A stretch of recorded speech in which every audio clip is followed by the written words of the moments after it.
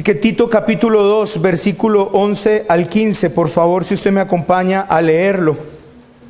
Quiero que lo lea con todo ímpetu, con todo deseo en su corazón, que el Señor nos hable esta mañana. Dice de la siguiente manera: porque la gracia de Dios se ha manifestado para salvación a todos los hombres, enseñándonos que renunciando a la impiedad y a los deseos mundanos, vivamos en este siglo sobria, justa y piadosamente, aguardando la esperanza bienaventurada y la manifestación gloriosa de nuestro gran Dios y Salvador Jesucristo, quien se dio a sí mismo por nosotros para redimirnos de toda iniquidad y purificar para sí un pueblo propio, celoso de buenas obras. Esto habla y exhorta y reprende con toda autoridad. Nadie te menosprecie. Padre, yo estoy muy feliz de venir esta mañana aquí a tu pueblo, a tu iglesia, a predicar tu palabra, confiado de que ella obrará.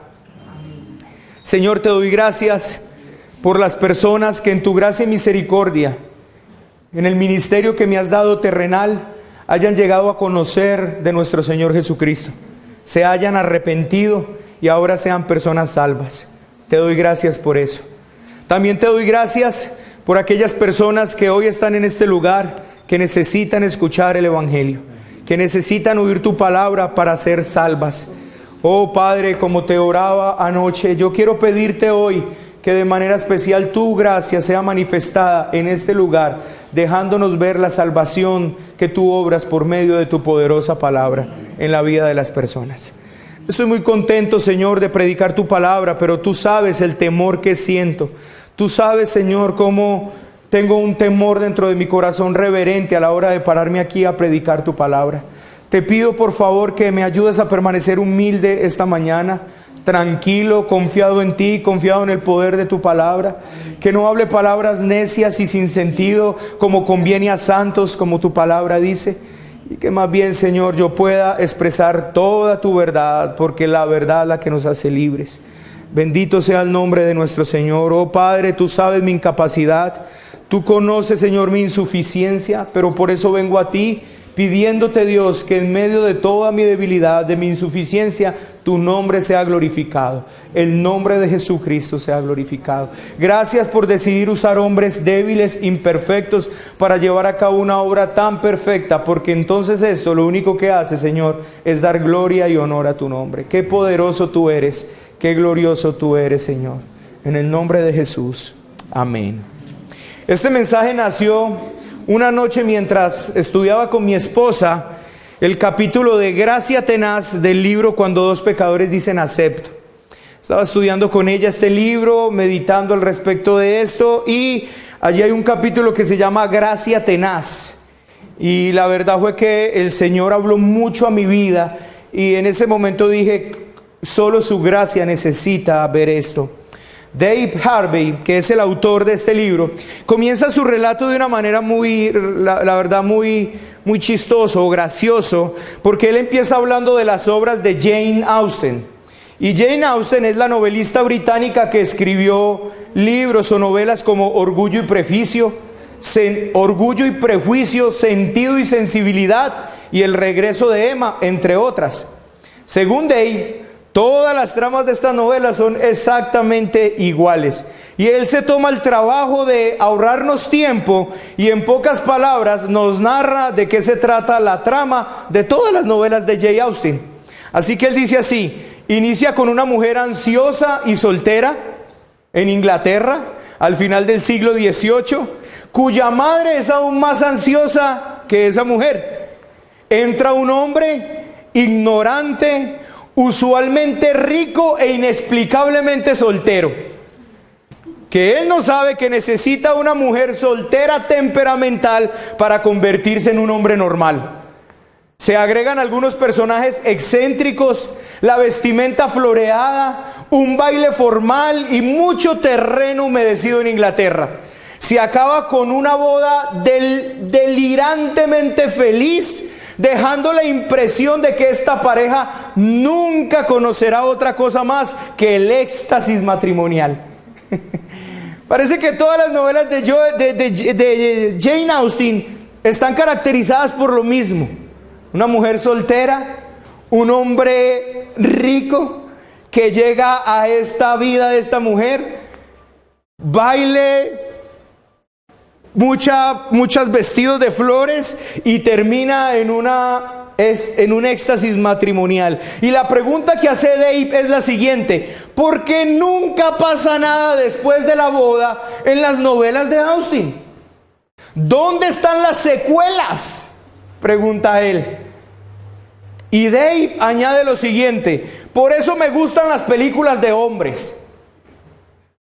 Se acaban justo en el momento perfecto, normalmente cuando alguien muere. Una película de vaqueros nunca acaba antes de que los dos personajes principales se enfrentan el uno al otro en una calle con pistolas a todo dar. Las películas de guerra no se acaban cuando un ataque aéreo inicia. Y las películas de deportes no se acaban hasta cuando se sabe quién ganó y, por supuesto, quién perdió. Pero en el mundo de Austen, los cuentos acaban en el altar, cuando la realidad apenas va a comenzar. Y usted me preguntará, Roosevelt, ¿y qué tiene que ver esto con la Biblia o con lo que acabamos de leer en Tito capítulo 2, versículo 11 al 15? Y yo te diría, hermano, que tiene mucho que ver, porque muchas veces la gracia es erróneamente vista como algo que hace el papel de romance en una trama de Jane Austen. Algo así, la gracia nos lleva al altar con Dios, existiendo como una fuerza misteriosa y poderosa que nos saca de nuestro aislamiento pecaminoso y nos deposita en una dulce relación con Dios por medio de Jesús. Pero muchos viven como si una vez que la gracia los haya salvado, se acabara el cuento. ¿Acaso no nos tropezamos con estos testimonios de salvación? Piensen en los testimonios de salvación de hoy día. Se comienza contando y compartiendo lo pecadora que era la persona, lo mal que vivía antes de la conversión. Después viene la intervención milagrosa de Dios, el gran gozo de nacer de nuevo, y luego terminó. Corren los créditos, se termina la película, todos aplauden y magia, la gracia logra lo asombroso e imposible en entregarme en el altar de la salvación sano y salvo, pero luego se despide para ir a salvar a otro, y de ahora en adelante solo corre, porque tienes que valerte por ti mismo. Muy parecido a las películas de superhéroes, ¿no? Una ciudad está devastada, está siendo devastada, y de pronto llega un superhéroe y va volando rápidamente hacia tal devastación y empieza a coger uno por uno y a sacarlos de allí y a llevarlos lo más lejos de la devastación posible, pero lo deja allí y tiene que ir por otro, y después no se sabe absolutamente nada de aquellos que fueron salvos.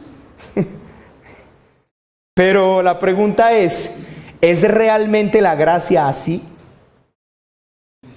Esa es la pregunta. ¿Es realmente la gracia así? Cito a un teólogo que dijo: no hay necesidad más urgente en la cristiandad que la de una conciencia renovada de lo que realmente es la gracia de Dios. Lo vuelvo a decir, hermanos, no hay necesidad más urgente en la cristiandad que la de una conciencia renovada de lo que realmente es la gracia de Dios. En Tito capítulo 2 versículos 11 al 15 que acabamos de leer, Pablo nos lleva más allá de nuestra tendencia al estilo Austen de dejar la gracia en el altar. Ahí terminó todo. Qué buenas nuevas llevan estos versículos que acabamos de leer. Hay una continuación gloriosa a la gracia salvadora que nos justifica. La gracia que justifica, o sea, que nos declara santos ante Dios, se convierte en la gracia que nos santifica, haciéndonos cada vez más santos en nuestra vida diaria. Es una gracia predominante e imparable que no se despide el día después de que hubo el arrepentimiento en el pecador. Es el poder de Dios para vencer el pecado, un arma potente en la batalla feroz que es parte de la vida después de la luna de miel de la conversión. La conversión, como una boda, no es el final de la historia, es tan solo el principio. Así que vamos a estudiar estos versos esta mañana, hermanos, y a meditar en ellos. Y espero que usted pueda ser tan edificado como lo fui yo. La carta de Tito podría resumirse como la sana doctrina o las enseñanzas de nuestro Señor Jesucristo deben ser la motivación para vivir una vida de piedad. El libro de Tito, o la carta que Pablo manda a Tito, podría resumirse como las enseñanzas de nuestro Señor Jesucristo, siendo la motivación principal para vivir en piedad. En el capítulo 1 de Tito se puede ver la doctrina y la piedad en la iglesia. La doctrina relacionada con la piedad. Pues recuerden que allí está escrita cuál es la vida que debe de tener todo aquel que va a gobernar la iglesia. Y en el capítulo 2 prácticamente vemos la doctrina y la piedad en el hogar y en la sociedad en general. Pablo, el capítulo 2 lo comienza diciendo de la siguiente manera: Tito debe enseñar lo que es conforme a la sana doctrina. En otras palabras, Tito, tú debes enseñar aquellas cosas que se amoldan a la sana doctrina. Y lo tremendo de este pasaje, hermanos, es que la instrucción de Pablo está relacionada no con teología, sino con vida. Piensen en lo siguiente: Pablo le está diciendo, Tito, tú debes enseñar lo que va de acorde a la sana doctrina. Y no empieza a darle una cátedra cristológica, no empieza a darle una cátedra teológica, no empieza a darle una cátedra hermenéutica, no empieza a darle una cátedra exegética, no empieza a darle una carta, hermanos, escatológica. No empieza a hacer eso. Noten lo que Pablo está haciendo. En otras palabras, lo que quiero que entienda en esta parte es que la sana doctrina no está relacionada solamente con un conocimiento abstracto de doctrina, o para decir de otra forma, con solamente letra, sino que la enseñanza que va de acuerdo con la sana doctrina es esta. Póngale cuidado, hermanos. Los ancianos en edad, o sea, aquellos que tienen un kilometraje de vida cristiana, que aventajan a los más jóvenes, enséñales a que sean sobrios, serios, prudentes, sanos en la fe, en el amor, en la paciencia. Esto es de acuerdo a la sana doctrina. A las ancianas en edad, que sean reverentes en su porte, no calumniadoras, maestras del bien. A las mujeres jóvenes, enséñales que amen a sus maridos, que sean prudentes, castas, cuidadosas del hogar, sujetas a sus maridos. A los jóvenes, que sean prudentes. Usted sí se está dando cuenta de lo que el apóstol Pablo está haciendo con Tito. Le está diciendo, mira, enseña lo que va de acuerdo a la sana doctrina. Lo que va de acuerdo con la sana doctrina es esto: los ancianos sean así, las ancianas sean así, las jóvenes sean así, los jóvenes sean así. A los trabajadores o siervos, que sean sujetos a sus amos, que no sean respondones, que no defrauden, sino que sean fieles en todo. Se está dando cuenta, hermanos, que Pablo le está diciendo a Tito que enseñe la sana doctrina, y bajo ninguna circunstancia le está indicando a él, listo, la sana doctrina tiene que ver, en este caso hipotético que Pablo está hablando aquí, o específico, no tiene nada que ver ni con cristología, no tiene que ver en lo que él está diciendo en este momento, o lo que hemos visto hasta este momento, no tiene nada que ver con soteriología, no tiene nada que ver con eso, sino que le está diciendo, la sana doctrina está caracterizada por esto, esto y esto. Ahora, hermanos, entonces la pregunta en este momento es, ¿cómo encajan los versículos 11 al 15 en todo esto que estamos viendo aquí? Esa es la pregunta. Lo que Pablo viene diciendo es que la sana doctrina debe ser adornada con todas estas virtudes, porque son inherentes, o sea, encajan en la sana doctrina.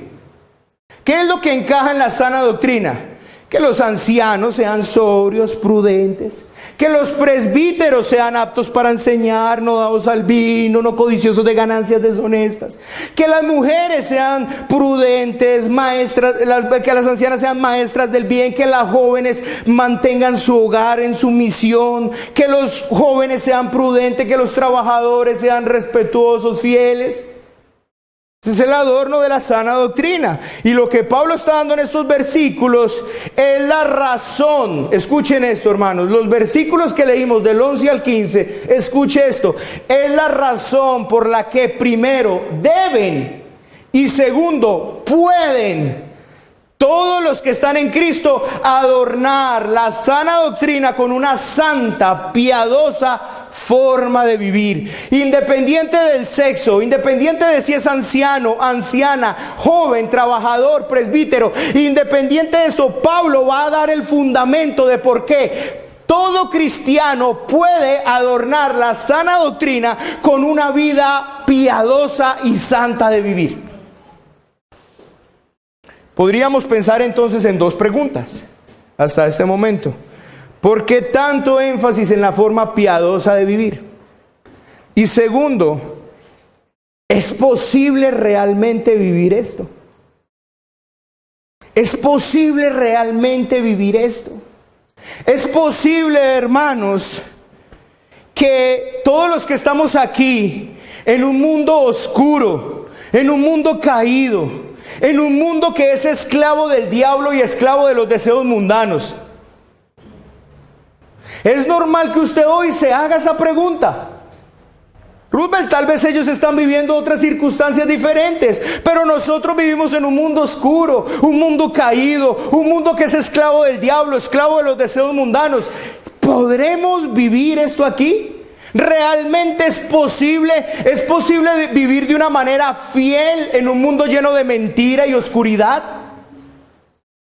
¿Es posible en un país como Colombia, donde la mentira, la trampa y la injusticia hace parte de todas las esferas, desde los gobernantes hasta los pequeños más inocentes? ¿Es posible permanecer en estas virtudes que nos habla Tito 2?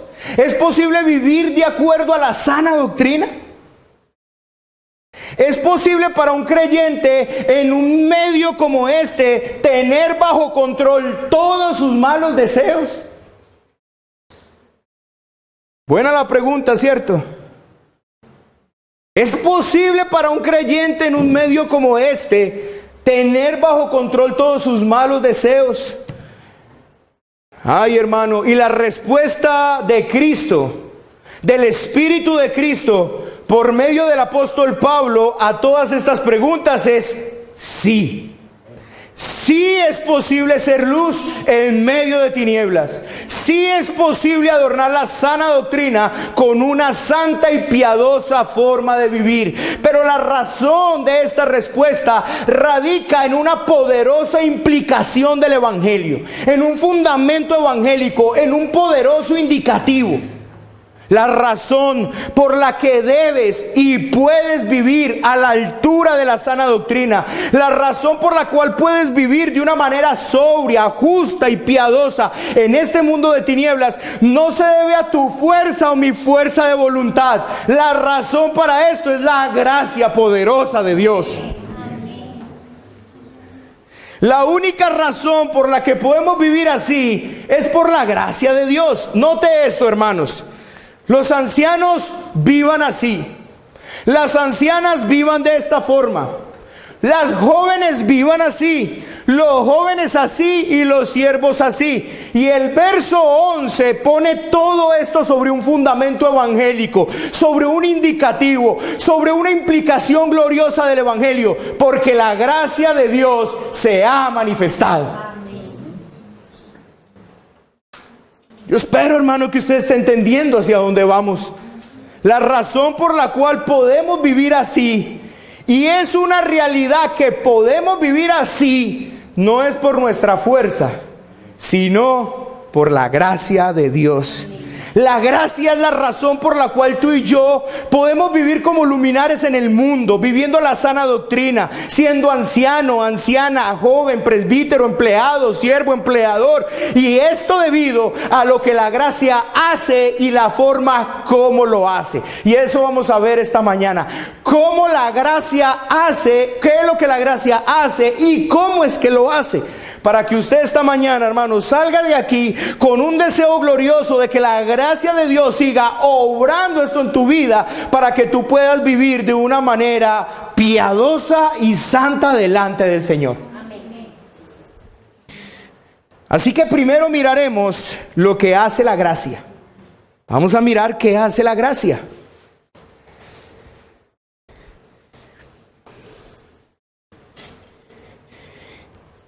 Y yo sé que usted todavía está, mientras avanzamos, mientras hablo de gracia, usted la está viendo así en el aire.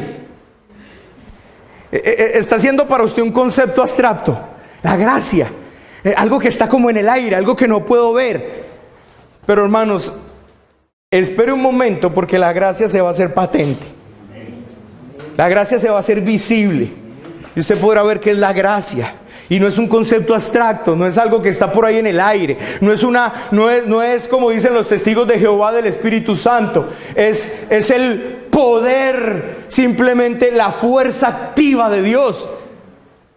Algo que yo no puedo ver ni nada de eso, es algo que está por ahí en el aire, pero eso no es la gracia, hermanos, y lo vamos a ver claramente. Y lo primero que hace la gracia, o lo que hace la gracia realmente, es que la gracia nos enseña a vivir. La gracia nos enseña a vivir. Miremos el verso 12, hermanos. Mire el verso 12 de Tito 2. Enseñándonos qué. La pregunta es, ¿quién nos enseña? Miremos el verso 11 para que mire el contexto. Porque la gracia de Dios se ha manifestado para salvación a todos los hombres, enseñándonos que. ¿Quién nos enseña, hermanos? ¿Quién? La gracia de Dios que se ha manifestado. Ella nos enseña. La gracia nos enseña. Es interesante, hermanos, que la palabra en original, la palabra griega para el verbo enseñar que está aquí, o la enseñanza que está aquí, es la palabra paideo. Y esa palabra es de la misma raíz donde viene la palabra pedagogo. Es la misma raíz donde viene la palabra pedagogo. Se usaba para referirse a un maestro que enseñaba a un niño paso a paso. Enseñaba a un niño paso a paso. Notemos algo muy importante aquí. Esta palabra puede ser traducida tanto como enseñando o entrenando. Así que usted podría leer aquí: porque la gracia de Dios se ha manifestado para salvación a todos los hombres, entrenándonos para. Usted puede leerlo también así: porque la gracia de Dios se ha manifestado para salvación de todos los hombres, enseñándonos que, entrenándonos para, capacitándonos para, haciéndonos apto para.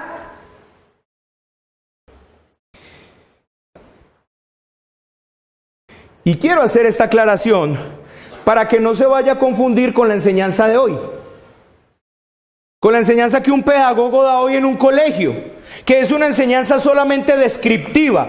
Yo te digo cosas y tú aprendes. Esto no es lo que hace la gracia, hermanos. No, ese no es el significado de esta palabra. Va mucho más allá de una enseñanza intelectual. Lo que hace la gracia es entrenar a la persona. Va con él mientras le enseña, lo corrige, lo ayuda. Está involucrado en todo el sentido de la palabra en la enseñanza del cristiano.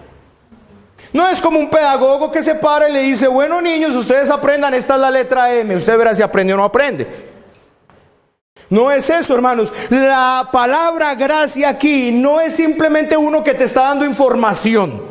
No es alguien, no es algo o alguien que te está dando información solamente como para que tú aprendas y puedas recopilar una cantidad de información. No, la gracia, hermanos, tiene un papel fundamental en la vida del cristiano. La gracia lo está entrenando, lo está llevando paso a paso, le está dando capacidad, lo está guiando, lo está dirigiendo, lo está acompañando, está haciendo una obra realmente en la vida de esta persona, lo está transformando.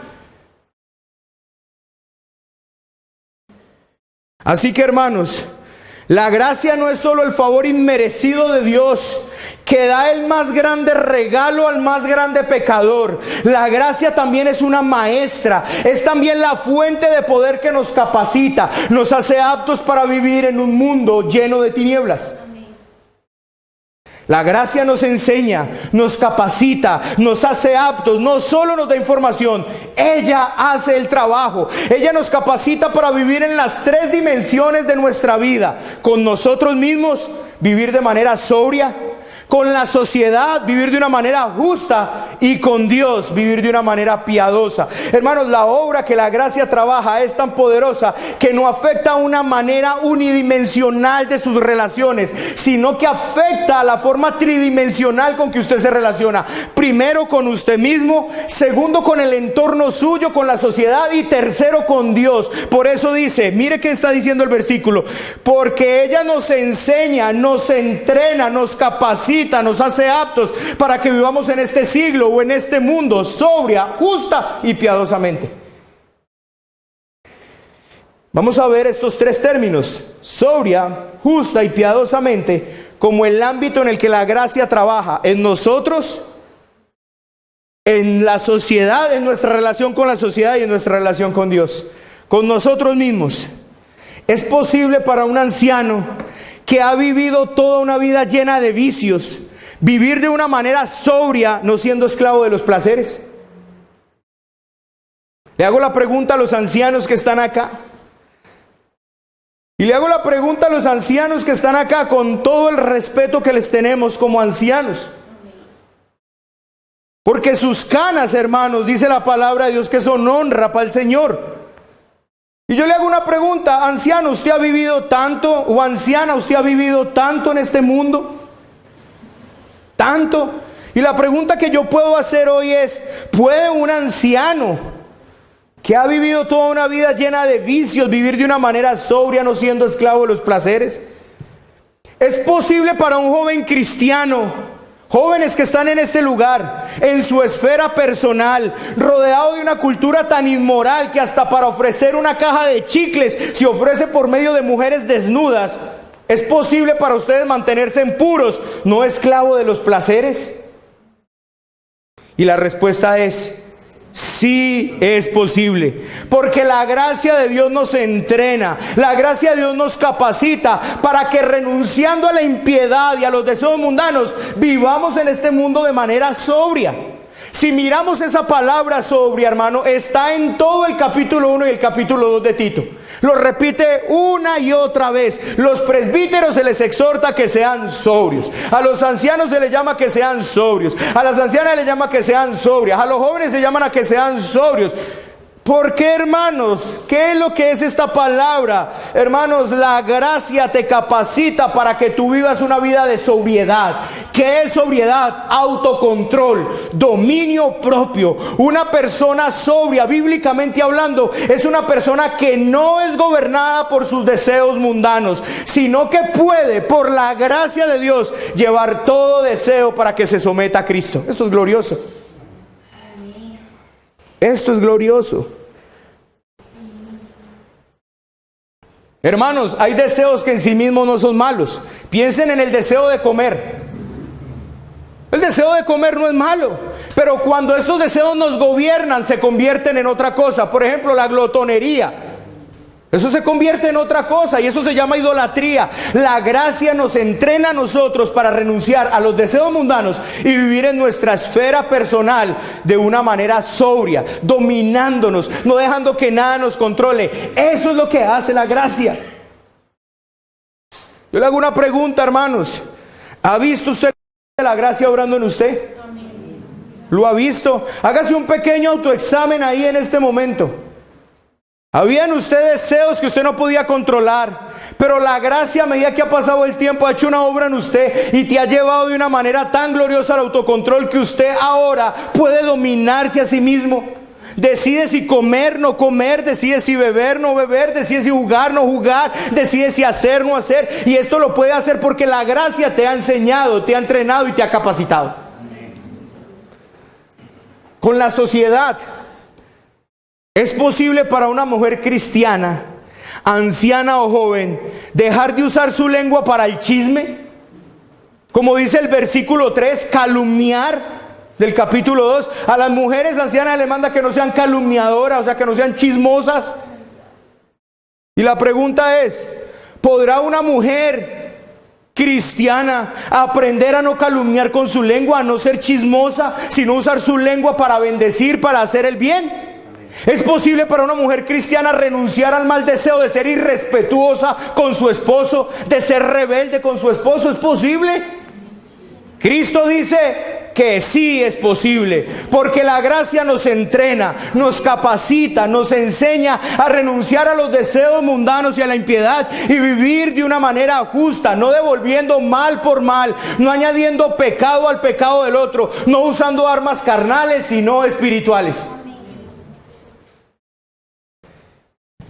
La gracia nos capacita para que cuando soy víctima, escuchen esto mujeres, escuchen esto hombres, la gracia nos capacita para que cuando soy víctima de una injusticia, yo pueda responder vistiéndome del manto de justicia, imitando y siguiendo al Maestro.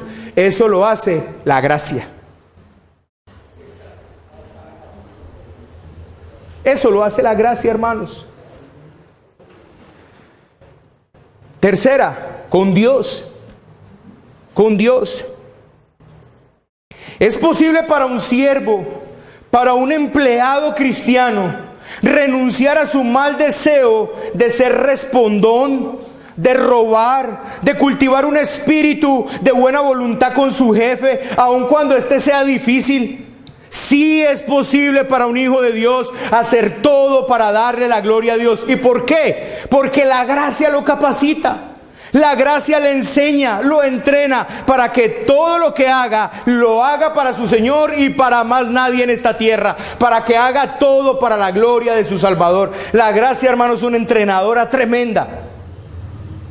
La gracia nos capacita para vivir piadosa, para vivir por fe y no por vista, para estar centrado en lo celestial, no en lo terrenal, y eso lleva a glorificar al Señor en todo tiempo. Así que entonces podemos resumir que la gracia de Dios nos enseña, nos entrena para renunciar a la impiedad, a los deseos mundanos y vivir en lo personal una vida de dominio propio, en lo social una vida de justicia y en lo celestial una vida de piedad.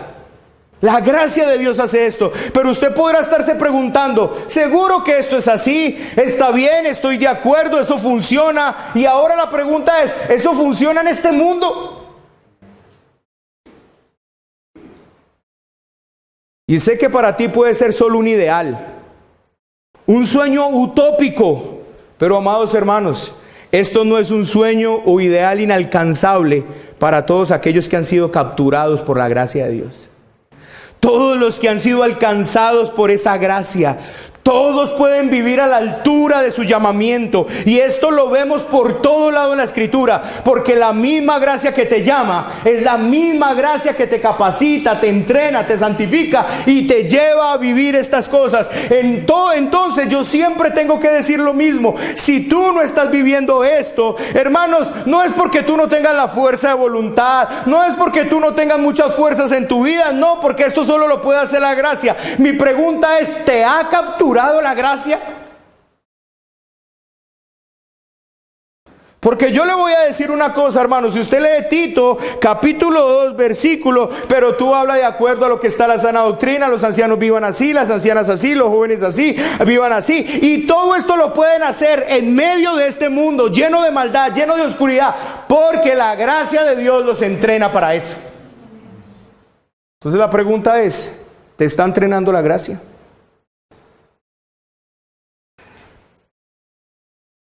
¿Recuerdan el himno de John Newton?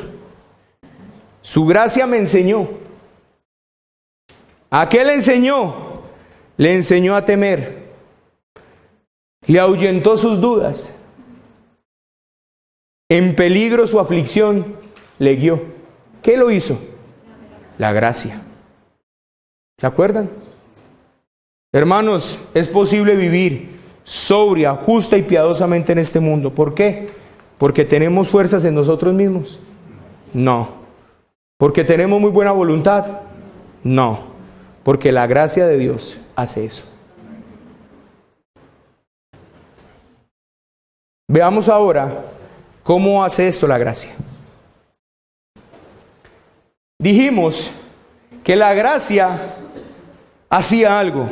¿Qué hace la gracia? Nos enseña, nos entrena, nos capacita, nos hace aptos. Ahora la pregunta es, ¿cómo hace esto la gracia? ¿De qué forma la gracia lleva a cabo esta labor tan poderosa? Y vamos a mirar, hermanos, que basados en estos 5 versículos que estamos analizando de Tito, podemos ver el verdadero incentivo de vivir una manera digna y piadosa en la sana doctrina en 2 direcciones. Primero, la gracia me enseña mirando hacia atrás. La gracia me enseña mirando hacia atrás. ¿Cómo hace la gracia esto? ¿Cómo me enseña? ¿Cómo me entrena para que yo glorifique a Dios en este siglo malo? ¿Cómo lo hace? Lo primero que hace la gracia es dirigir mi mirada hacia atrás. Me lleva a mirar hacia atrás con gratitud a la gracia de Dios que se manifestó, que apareció en Jesucristo en su primera venida cuando Él compró mi redención. Porque la gracia de Dios se ha manifestado para salvación de todos los hombres. La gracia de Dios se ha manifestado. ¿De qué forma? Trayendo salvación a todos los hombres. La palabra manifestar significa que se hizo visible. La gracia no es un concepto abstracto, invisible. Nosotros tenemos problemas con los conceptos a veces porque pensamos que ellos son de forma abstracta, como siendo una fuerza impersonal. Pero la Biblia trata todo esto de una forma muy diferente a la nuestra. Por ejemplo, ¿notan la sabiduría en Proverbios? ¿Notan la sabiduría en Proverbios? No es un concepto abstracto, tiene características de una persona. Cuando Cristo se manifiesta, aparece, se hace visible realmente lo que es la sabiduría. Cuando Cristo se manifestó, se hizo realmente visible lo que era el amor. Cuando Cristo se manifestó, se hizo realmente visible lo que era la verdad, la vida. Si se dan cuenta, hermano, que la gracia realmente es la manifestación gloriosa de Cristo. Y cuando Cristo se manifestó, se hizo realmente visible lo que es la gracia de Dios. La gracia de Dios no es un concepto abstracto. La gracia de Dios está personificada en Cristo. La gracia de Dios penetró en estas tinieblas espirituales, penetró en este presente siglo malo y se hizo visible y palpable en la persona de Jesucristo. ¿Y cómo se hizo visible? Trayendo salvación. Trayendo salvación. La salvación en estos versos se presenta en 3 escenas. Hermanos, primero, la gran dádiva. La gran dádiva. Cristo, nuestro gran Dios y Salvador, se dio a sí mismo por nosotros. Así que en esta primera escena tenemos al gran Salvador del universo dándose en nuestro lugar y en nuestro favor. La gracia se manifestó. Esta gracia no es abstracta. Puede verse y palparse en la persona y la obra que Cristo vino a hacer. Es Jesús que descendió y llevó nuestros pecados en la cruz del Calvario. No es algo abstracto, es algo tan concreto como Jesús, tan concreto como la obra que hice. Su obra puede verse claramente. La gran deliberación, la segunda cena. Cristo se dio a sí mismo para redimirnos de toda iniquidad. Eso es lo que está ahí en el verso número 14. La palabra redención está estrechamente relacionada con un pago por esclavos. Cristo nos rescató con un pago que hizo por nosotros, hermanos. Nos liberó de la esclavitud a precio de sangre y nos dejó libres. No para que vivamos para nosotros, sino para que vivamos para Él. Y voluntariamente, hermanos, lo hacemos porque esto hace la gracia. ¿Es posible vivir en esta vida sobria, justa y piadosamente? Sí. ¿Por qué? Porque la gracia de Dios toma nuestro corazón y lo dirige hacia atrás en el momento glorioso en la historia, cuando ella misma se manifestó, se hizo claramente visible en la persona de Cristo para redimirme a mí y a ti de nuestros pecados. La gran adquisición es la tercera cena. Él tomó un pueblo y lo purificó para sí mismo, para hacerlo celoso de buenas obras. Cristo nos libertó, nos redimió pagando un rescate. Segunda de Corintios capítulo 5, versículo 14 al 15 dice lo siguiente: porque el amor de Cristo nos constriñe, pensando esto, que si uno murió por todos, luego todos murieron. Y por todos murió, para que los que viven ya no vivan para sí, sino para aquel que murió y resucitó por ellos.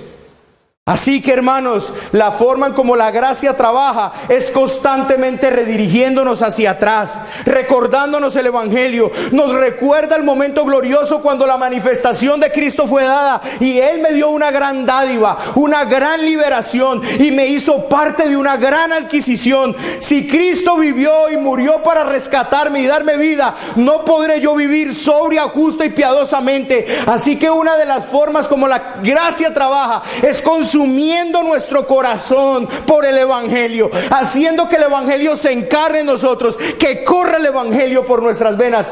Esto lo hace la gracia. Hermanos, algo que está aquí en Tito que yo no les había dicho es que a quien le mandan esta carta, a los destinatarios de la carta de Tito, estaban rodeados de las mismas o peores circunstancias que nosotros.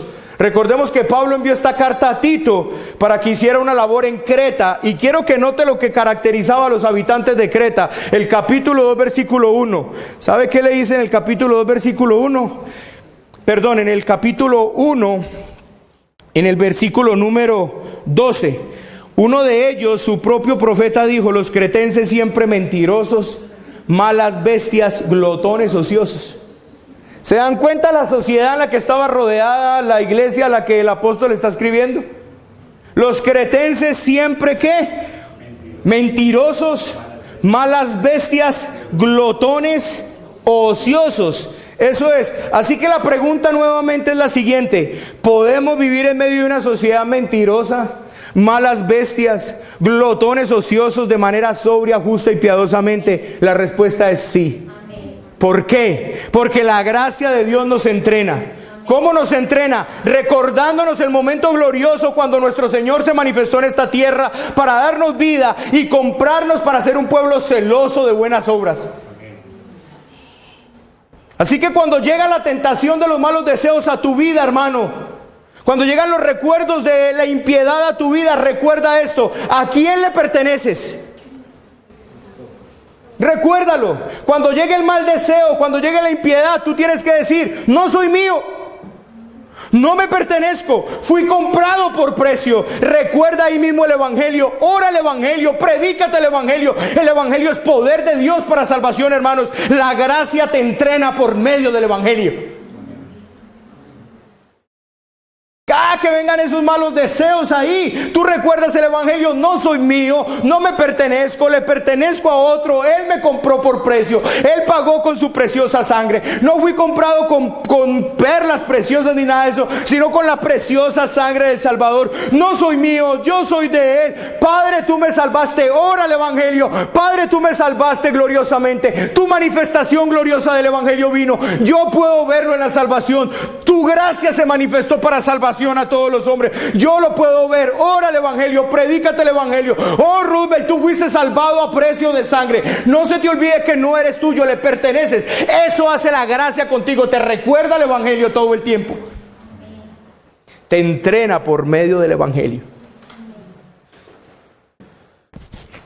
Puedes unir tu voz en este momento a John Newton.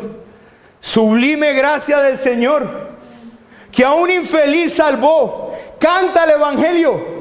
Cuando lleguen esos malos deseos de impiedad, canta el Evangelio. Sublime gracia del Señor, que a un infeliz salvó. Ciego estaba yo, pero ahora veo. Perdido, y Él me halló.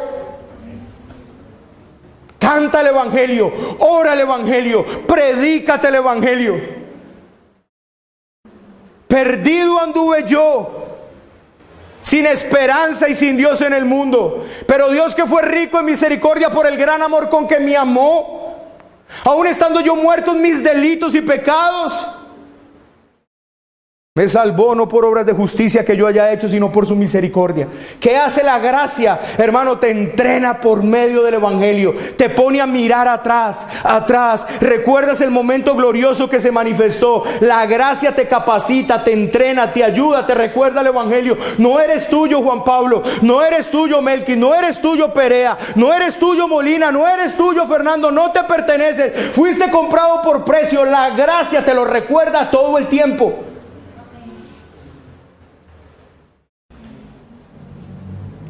Y la segunda dirección que usa la gracia, hermanos, para entrenarnos, capacitándonos, la primera es hacia atrás y la otra es hacia adelante. El versículo número 13.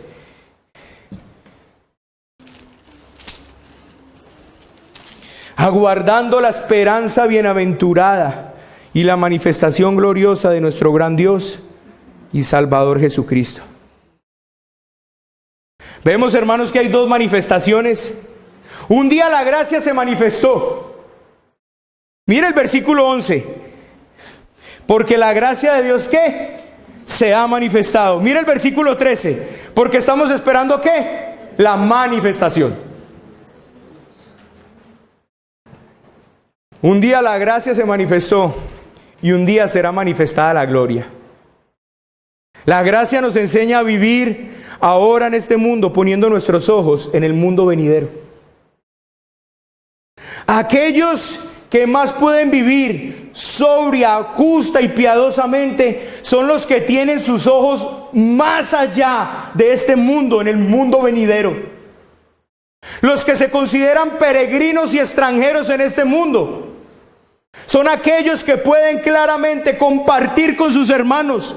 Son los que se despojan más fácilmente. ¿Por qué? Porque ellos son eso, peregrinos y extranjeros. Los que no siembran en esta tierra, sino en la ciudad celestial.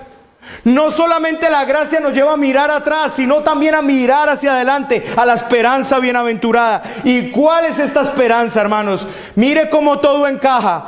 Cristo se manifestó para mostrar su gracia salvadora hace 2000 años. Y se manifestará su gloria salvadora cuando... Y manifestará su gloria salvadora cuando Él se manifieste muy prontamente. Hace 2000 años manifestó su gracia salvadora, pero manifestará su gloria salvadora cuando Él se manifieste muy prontamente, para así cumplir lo que dijo o lo que inició hace 2000 años. Él no va a dejar esto inconcluso. Vendrá con su poder y su gloria se manifestará en nosotros, y jamás tendremos que volver a preocuparnos por el pecado, por pelear con el pecado, por vivir una vida sobria, justa y piadosa, porque por naturaleza será lo que viviremos. ¿Y por qué será así? Porque su gloria nos cubrirá por completo y se quitará todo deseo mundano, toda impiedad, y ahora solo lo desearemos a Él. La gracia nos pone a mirar hacia adelante también, para que cuando venga la tentación podamos resistir sabiendo que llegará el momento en que la batalla acabará. Él se presentará, como dice en Hebreos capítulo 9 versículo 28. Así también, escuchen esto, Cristo fue ofrecido una sola vez para llevar los pecados de muchos. La primera parte en donde se enfoca en la gracia en el Evangelio. Y aparecerá, se manifestará por segunda vez, sin relación con el pecado, glorioso para salvar a los que le esperan. ¿Cómo sabes que lo estás esperando? Porque la gracia te capacita para que luches contra la impiedad y los deseos mundanos. ¿Cómo lo hace? Recordándote que tu Redentor vuelve, que en un poco de tiempo esa batalla terminará, que Él te salvó, te está salvando y te salvará por completo. La batalla por la gloria venidera, hermanos. Hoy muchos ven a Cristo como un gran maestro, pero oh, hermanos, oh, ¿qué sucederá en ese día glorioso? Todo ojo lo verá y toda lengua tendrá que confesar que Él es el Rey de todo el universo. Hermanos, esto no es algo abstracto. Cristo vendrá y lo verás con tus propios ojos. Verás al que ama tu alma. Sea que venga o sea que tú vayas, lo verás cara a cara. La muerte no es sino el último escalón, el último grado de santificación. Así que en ese momento te gozarás con un gozo indestructible. Comienza a gozar desde ya, porque estas palabras son fieles y verdaderas. El que ha de venir vendrá. Vengo en breve, dice el Señor, y mi galardón conmigo. Y el Espíritu y la iglesia dicen: ven, Señor Jesús. Mientras vienes, dale gracias, porque la gracia de Dios hoy te está saturando, llevándote, hermano, a pelear férreamente, porque tu Salvador viene pronto. Así que puedes unirte al canto de Newton. Y cuando en Sión, por siglos 1000, ¿quién brillando este cual sol? ¿Quién? Cristo.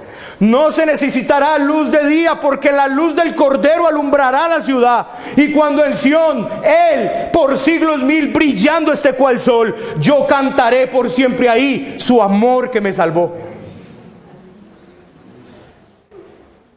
O como lo diría Vidal: no me importa en qué lugar de la mesa me haga sentar, o el color de mi corona, si la llego a ganar. Solo déjame mirarte cara a cara, aunque caiga derretido en tu mirada, derrotado y desde el suelo, tembloroso y sin aliento, aún te seguiré mirando, mi maestro.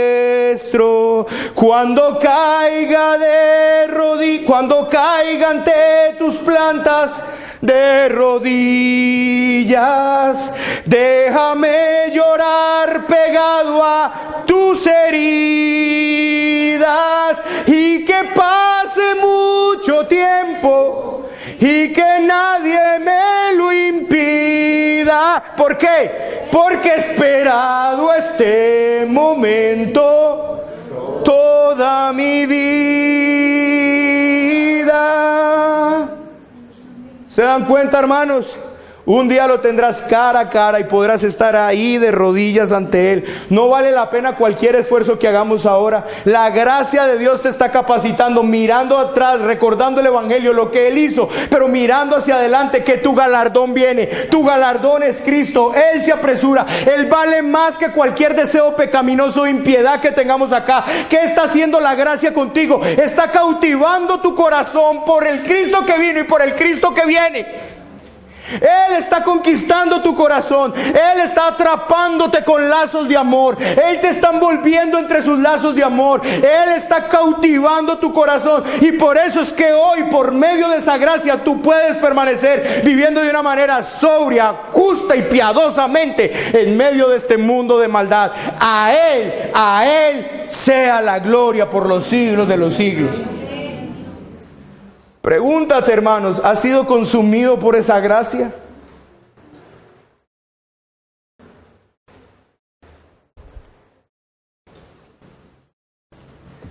¿Has sido consumido por esa gracia?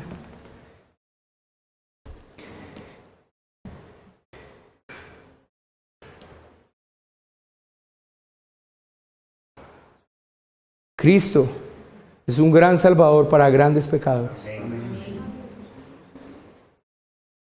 El trono de la gracia abre hoy sus puertas para que todo aquel que cree en Él no se pierda, sino que tenga vida eterna. Hoy les hago un llamado a la gracia irresistible de Dios. Vengan a Él. Luisita, estás triste por tu mamá porque se va a ir al infierno, porque se va a condenar. Órale al Señor. Predícale el Evangelio, porque la gracia de Dios es irresistible. Prediquen la gracia de Dios, prediquen el Evangelio, llamen al arrepentimiento, porque una vez que la gracia capture a alguien, ella nunca se detendrá, jamás se detendrá. Obrará y obrará y obrará y nos llevará a cabo, mostrándonos la gloria cuando se manifestó la gracia de Dios y la gloria que se manifestará cuando Él venga. Prediquemos el Evangelio, no tengamos temor, hablemos el Evangelio, porque el Evangelio es poder de Dios para salvación. Y por medio de la predicación del Evangelio, hermano, la gracia cautiva, la gracia agarra, la gracia atrapa. Y una vez que alguien está atrapado por esa gracia, hermano, no puede resistir, no vivir una vida sobria, justa y piadosa. La gracia lo obliga, el amor de Cristo lo constriñe. El punto no es si tienes la fuerza para hacerlo o no. El punto no es si tienes la voluntad o no. El punto es, ¿te ha cautivado la gracia?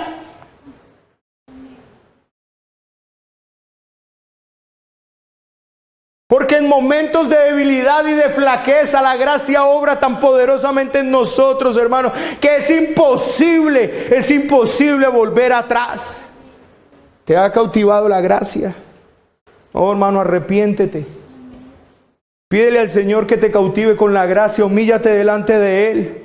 Dile: Señor, yo quiero esa gracia en mi vida, yo quiero esa gracia en mi vida.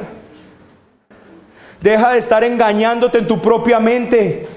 Deja de estar engañándote diciendo: ah, el Señor me soltó, el Señor yo no sé qué, yo no soy un escogido, yo no sé cuánto. Deja de engañarte, deja de añadirle pecado al pecado de tu vida. Ven en arrepentimiento al Señor y dile: Señor, aquí estoy, consúmeme con tu gracia, con tu gracia.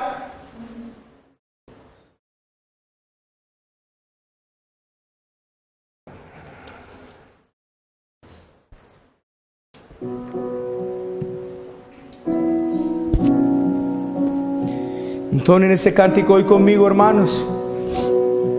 Con todo su corazón, recuerden el Evangelio y lo que la gracia hace. Sublime gracia de Señor. Súbale un poquito. Que a un infeliz salvó. Fui ciego, mas hoy veo yo. Perdido y Él me halló. Hacia me enseñó a temer, mis dudas ahuyentó. Oh, cuán precioso fue a mi ser cuando Él me transformó. Esto ha hecho el Señor, esto ha hecho la gracia.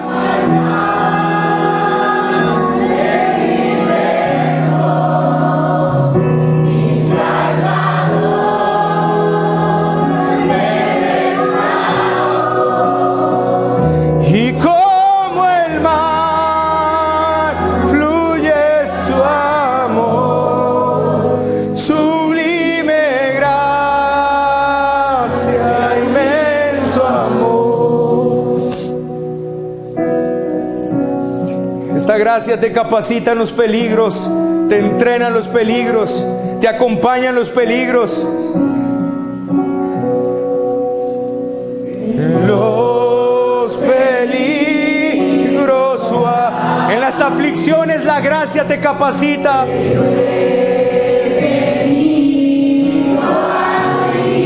Sí, tu gracia.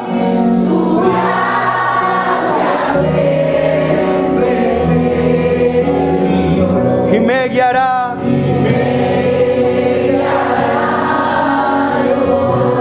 Él me guiará al hogar. Mi maldad me revertó. Mi Salvador me rescató. Y como mar fluye su amor, sublime gracia. Dígalo con todo su corazón, esto hizo la gracia.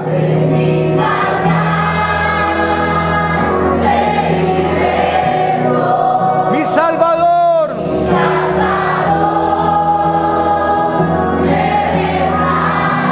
Y como el mar, su amor fluye. Sublime gracia.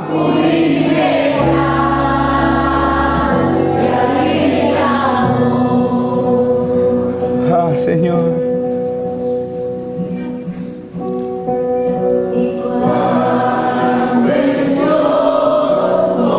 Tu gracia me llevará hasta la casa, Señor. Tu gracia.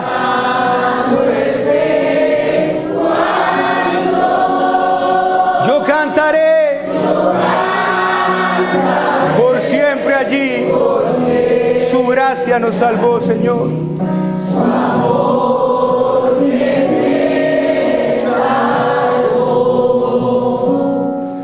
Su amor que me salvó, que me salvó. Podemos vivir, hermanos, en medio de una sociedad que simplemente, hermanos, son mentirosos, malas bestias, glotones, ociosos.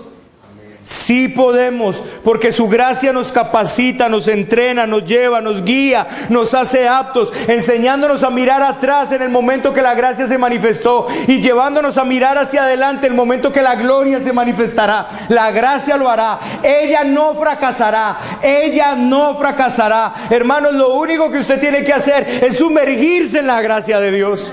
Sumérjase en esa gracia gloriosa que ella te llevará a buen término. Padre, gracias por esta mañana. Por esta mañana.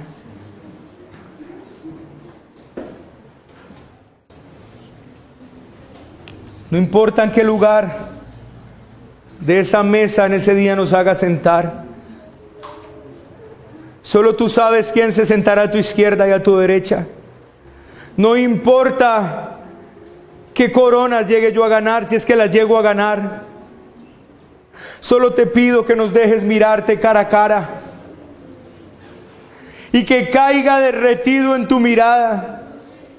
Tal vez como Juan cayó tembloroso y sin aliento, derrotado y desde el suelo, que aún te sigamos mirando, nuestro Maestro. Y que cuando caiga de rodillas ante tus plantas, Señor, déjanos llorar pegado a tus heridas, a las heridas por las cuales derramaste tu sangre en la cruz del Calvario para darnos vida, para comprar para sí un pueblo celoso de buenas obras. Déjanos ahí, Señor, y que pase mucho tiempo. Y que pase mucho tiempo y que nadie se interponga, que nadie nos lo impida, porque ese momento lo he esperado toda mi vida. Estoy esperando ese momento, Señor. Eso es lo que me hace estar hoy firme contra los deseos mundanos.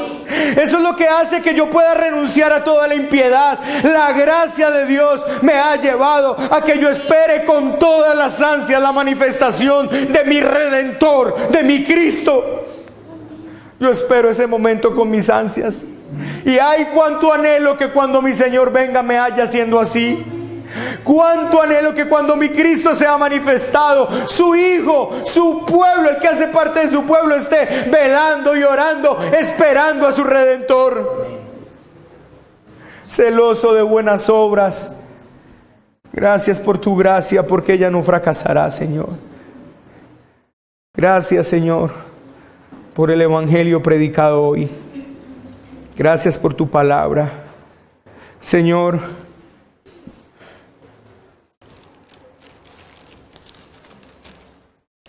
Hablo, exhorto y reprendo con toda autoridad.